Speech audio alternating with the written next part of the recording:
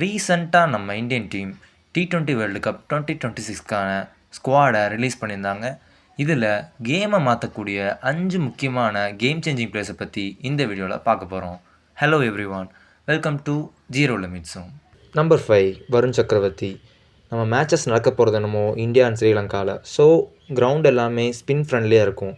அதுவும் இல்லாமல் இவர் போகிற லைன் அண்ட் லென்த் எந்த பிளேயர்ஸ்னாலையும் கணிக்க முடியாத மாதிரி இருக்குது. ஸோ இந்தியாவுக்கு இவர் ஒரு கேம் சேஞ்சிங் பிளேயராக கண்டிப்பாக இருப்பார்.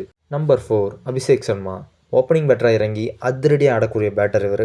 கடந்த சில மாதமாகவே இவரோட ஃபார்ம் பீக்கில் இருக்குன்னே சொல்லலாம். வர T20 வேர்ல்டு கப்லையும் இவர் அதை ஃபார்மை கண்டினியூ பண்ணார்னா இந்தியன் டீமுக்கு ரொம்ப யூஸ்ஃபுல்லாக இருக்கும். எஸ்பெஷலி சேசிங் பண்ணுறப்ப இவரோட பேட்டிங் ரொம்ப முக்கியமாக இருக்கும். இவர் உண்மையிலே ஒரு கேம் சேஞ்சிங் பிளேயராக நம்ம இந்தியன் டீமுக்கு இருப்பார். நம்பர் 3 ஹர்திக் பாண்டியா.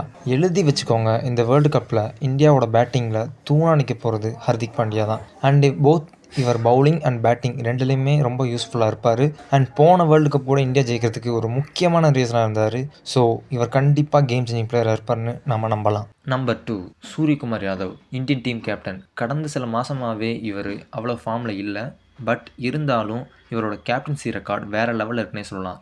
இது வரைக்கும் ஆடின 38 மேட்சஸில் 28 மேட்சஸ் ஜெயிச்சு கொடுத்துருக்காரு. ஸோ இவரோட கேப்டன்சி ரெக்கார்ட் வேறு லெவலில் இருக்குது. பட் இருந்தாலும் இவர் ஃபார்முக்கு வர வேண்டிய நிலைமையில் இருக்கார். ஒன்ஸ் இவர் மட்டும் T20 வேர்ல்டு கப்பில் அவரோட ஃபார்மை கண்டுபிடிச்சிட்டாருனா அண்ட் இந்தியன் டீமை யாராலையுமே ஸ்டாப் பண்ண முடியாது. Batting, bowling, finishing, all-round performance எல்லாத்துலேயும் பவர் பேக்டாக இருக்குது. அண்ட் இவர் கேமையே மாற்றக்கூடிய திறமை இவருக்கு இருக்குது. And last but not least number 1 Jasprit Bumrah.